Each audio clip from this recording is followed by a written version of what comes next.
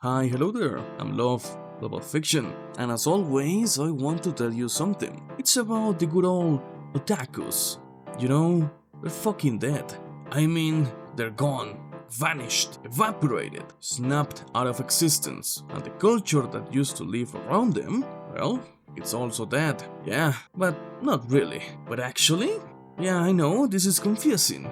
If we just take that westernized world, the categorization it grants it's pretty simple. In 2004 or 2007, that's right, it's 2025. You're not using those shitty websites. Now you're just waiting for your anime to appear on the main page of Amazon Prime. For a filthy casual, someone will say, you're not a real otaku if your PC ain't full of viruses and monkeys over your browser's home screen. Still not understanding what am I going for? Well, it's simple. There's been a shift. Some refuse to die and some others refuse to accept its traits. Even if it's been years now, since the first anime mainstream peak happened, I just noticed something that made me realize how much we as a community have changed. And it all was because of this tweet. It reads as follows. No one says an anime girl is a kudere anymore. Now they just call her autistic. And that tweet, it freaking hurts. In an accurate, painfully relatable way. Because ask yourself this. Do you know what ecchi is or any of these words? Any of them at all? And the answer is probably yeah, you know them. And even if you don't use those terms, that's the point, you still know them. They're part of the cultural DNA, because anime used to be handed out by fans, subtitles used to be full of memes and inside jokes about the culture, and it continued on that same status. But the culture eventually broke from it. Why does this happen? And why some old fans feel weird and less valuable? That's what we're going to talk about today. This is the death of the otakus. So let's break it down, okay? But first, we need some bases to stand on. You don't want to fall, do you? So, what even is an otaku? Well, traditionally, an otaku is someone obsessed with manga, anime, visual novels, Japanese pop culture, the whole spectrum. Someone who doesn't just watch anime, but lives by anime. Sometimes in ways your family would prefer just didn't happen. So, the culture that came from that label was basically the culture of obsession, participation, and humility. But there is something almost nobody mentions, at least not nowadays. The creation of the concept by the West audience, because that is the simplified version, the adapted version. Our version. You like anime? Congratulations, you're an otaku now. But that word, otaku, wasn't even a compliment. In Japan, it originally meant you were socially awkward, dangerously obsessed, and probably buying 3 figurines a day like your life depended on it. Western fans, meanwhile, took that stigma and said, cool, that's me now. We reclaim it like a badge of honor, because being an otaku wasn't just to watch an anime, it was a lifestyle. Late-night fansubs into 40p, forums where people debated waifus like it was the United Nations, saving up for DVDs you absolutely can't afford, memorizing seiyuu names and going to conventions before they became the giant influencer festivals they are now. It was passion in its purest, weirdest form. Difference between the old anime fans and the new anime fans, well, it's honestly hilarious. Because back in the day we were suffering a little bit more, to be honest. As the example at the beginning, we used to stay up until 4 AM praying this fansub didn't sink. And now people are just waiting on Netflix for the next episode of their favorite anime. That's probably one of the biggest changes the medium has seen. And I know this might sound weird, but it wasn't just content, it had a culture. But we as humans tend to think we are involved in something that matters to us. So we can feel good about ourselves, and we can compare our group with other groups, just as Matthew J. Hornsey mentions roughly here. Was it the best? Probably not, but the thing is that anime today isn't treated the same. Being an otaku used to mean being a fan of the medium as a whole. And sure, you had your preferences, but the divisions weren't violently extreme like now.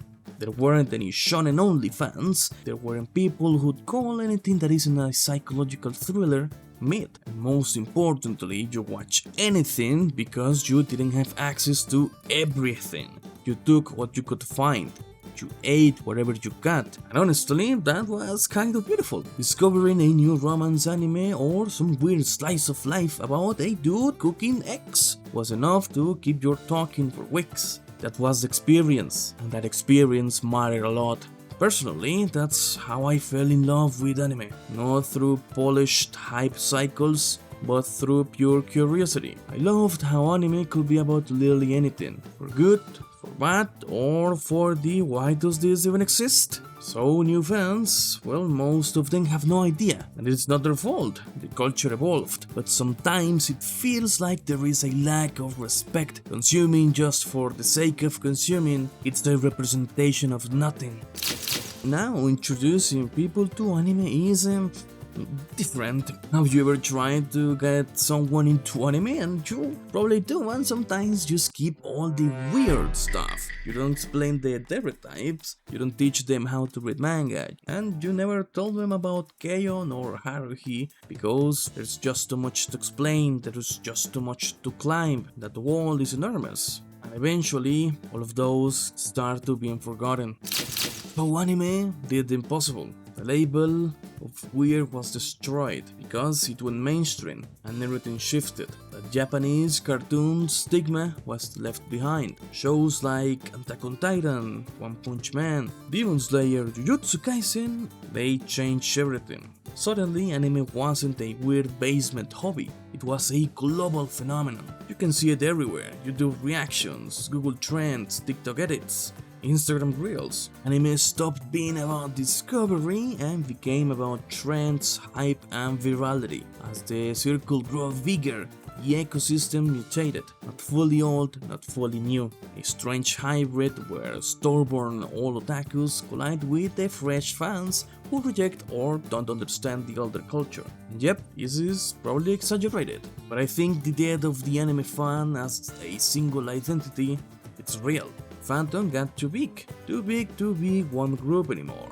The culture evolved, the world moved on, anime evolved, the access evolved. This isn't 2007. You don't need those shady fansubs from a Russian forum. You don't need mega. We have streaming, simulcasts, official translations. The old era is gone. The names, the terms, the expectations are also gone. And I think that's a little bit sad. It's probably nostalgia, yeah. But the batch, I think it really doesn't mean what it used to. And I like to think that's true. But going back to what Matthew J. Hornsey wrote, maybe pause the video and read it for yourself. But according to the self-categorization theory, when an identity becomes highly salient, people start to see themselves less as a unique individual and more as a representative of the group's prototype. But when the group grows and the prototype changes, all members feel that they are losing individuality, importance and belonging, leading them to feel like the community has died or isn't truly theirs anymore, which is, well,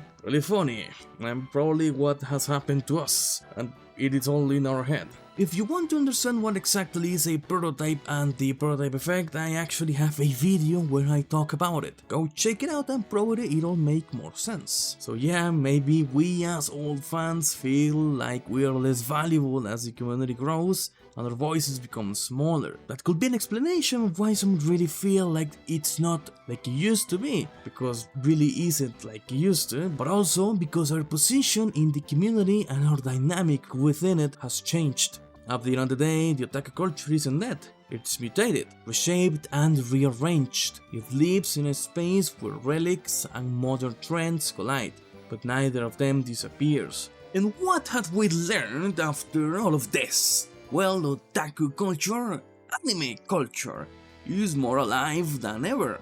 It's just different. Of course, I wouldn't prefer the old ways of getting access to anime. I like how it's really close to me now, so easy to get. The old feeling of community is still lacking a little, but the most important part is the lack of respect for the old and stories in general. But that's how it is when something gets too big. Some will appreciate it and some others just will not. But I don't mind it now, because it was always about love. Love of the weird, love of the brave, love of the unexplainable, love of fiction. And if you're still here, if you still care, well, thank you so much. Let's just keep enjoying anime and stories. So yeah, that will be it. That will be the end of the video. You already know what to do. If you liked what you saw, please consider leaving a like, leaving a comment, and maybe even subscribing. Until the next one.